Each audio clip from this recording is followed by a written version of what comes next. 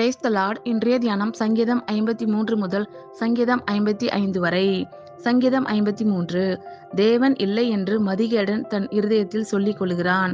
அவர்கள் தங்களை கெடுத்து அருவருப்பான அக்கிரமங்களை செய்து வருகிறார்கள். நன்மை செய்கிறவன் ஒருவனும் இல்லை. தேவனை தேடுகிற உணர்வுள்ளவன் உண்டோ என்று பார்க்க தேவன் பரலோகத்திலிருந்து மனுபுத்திரரை கண்ணோக்கினார். அவர்கள் எல்லாரும் வழி விலகி ஏகமாய் கெட்டு போனார்கள். நன்மை செய்கிறவன் இல்லை, ஒருவனாகிலும் இல்லை. அக்கிரமக்காரருக்கு அறிவு இல்லையா? அப்பத்தை பட்சிக்கிறது போல் என் ஜனத்தை பட்சிக்கிறார்களே. அவர்கள் தேவனை தொழுது கொள்ளுகிறதில்லை. உனக்கு விரோதமாய் பாளையம் இறங்கினுடைய எலும்புகளை தேவன் சிதற பண்ணினபடியால் பயமில்லாத இடத்தில் மிகவும் பயந்தார்கள். தேவன் அவர்களை வெறுத்தபடியினால் நீ அவர்களை வெட்கப்படுத்தினாய். சீயோனிலிருந்து இஸ்ரவேலுக்கு ரட்சிப்பு வருவதாக. தேவன் தம்முடைய ஜனத்தின் சிறையிருப்பை திருப்பும் போது யாக்கோபுக்கு களிப்பும் இஸ்ரவேலுக்கு மகிழ்ச்சியும் உண்டாகும். சங்கீதம் 54. தேவனே, உமது நாமத்தின் நிமித்தம் என்னை ரட்சித்து உமது வல்லமையினால் எனக்கு நியாயம் செய்யும். தேவனே, என் விண்ணப்பத்தை கேட்டு என் வாயின் வார்த்தைகளுக்கு செவிகொடும். அந்நியர் எனக்கு விரோதமாய் எழும்புகிறார்கள். கொடியர் என் பிராணனை வாங்க தேடுகிறார்கள். தேவனை தங்களுக்கு முன்பாக நிறுத்தி நோக்கார்கள். இதோ தேவன் எனக்கு சகாயர். ஆண்டவர் என் ஆத்துமாவை ஆதரிக்கிறவர்களோடே இருக்கிறார். அவர் என் சத்துருக்களுக்கு தீமைக்கு தீமையை சரிகட்டுவார். உமது சத்தியத்தின் நிமித்தம் அவர்களை நிர்மூலமாக்கும். உற்சாகத்துடன் நான் உமக்கு பலியிடுவேன். கர்த்தாவே, உமது நாமத்தை துதிப்பேன். அது நலமானது. அவர் எல்லா நெருக்கத்தையும் நீக்கி என்னை விடுவித்தார். என் கண் என் சத்துருக்களில் நீதி சரிகட்டுதலை கண்டது. சங்கீதம் 55. தேவனே, என் ஜெபத்தை கேட்டருளும். என் விண்ணப்பத்திற்கு மறைந்திராதேயும்.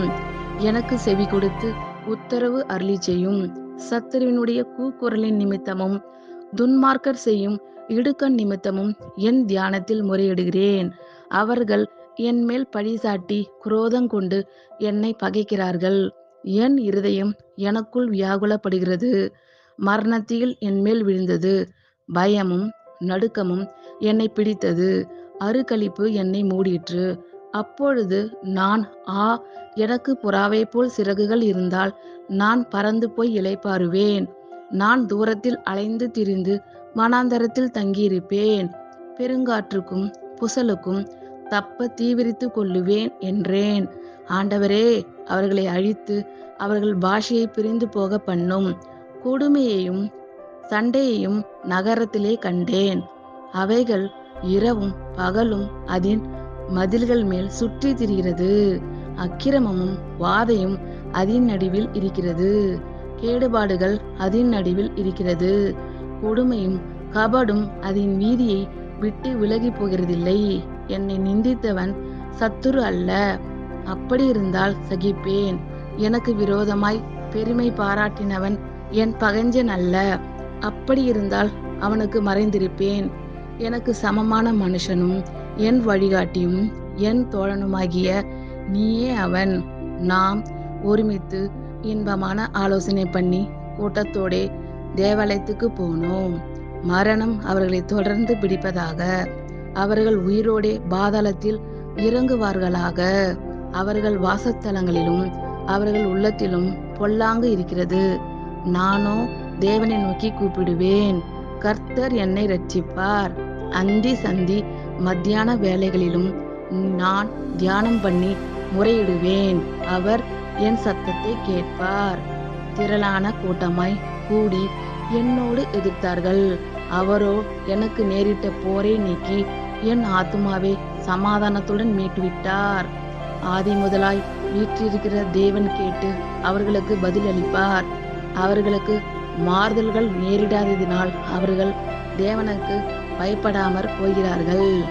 அவன் தன்னோடே சமாதானமாய் இருந்தவர்களுக்கு விரோதமாய் தன் கையை நீட்டி தன் உடன்படிக்கையை மீறி நடந்தான். அவன் வாயின் சொற்கள் வெண்ணெயைப் போல மெதுவானவைகள். அவன் இருதயமோ யுத்தம். அவன் வார்த்தைகள் எண்ணெயிலும் மிருதுவானவைகள். ஆனாலும் அவைகள் உருவின பட்டயங்கள். கர்த்தர் மேல் உன் பாரத்தை வைத்துவிடு. அவர் உன்னை ஆதரிப்பார். நீதிமானை ஒருபோதும் தள்ளாட ஒட்டார். தேவனே, நீர் அவர்களை அழிவின் குழியில் இறங்க பண்ணுவீர். இரத்த பிரியரும் சூதுள்ள மனுஷரும் தங்கள் ஆயுளின் நாட்களில் பாதி வரையிலாகிலும் பிழைத்திருக்க மாட்டார்கள்.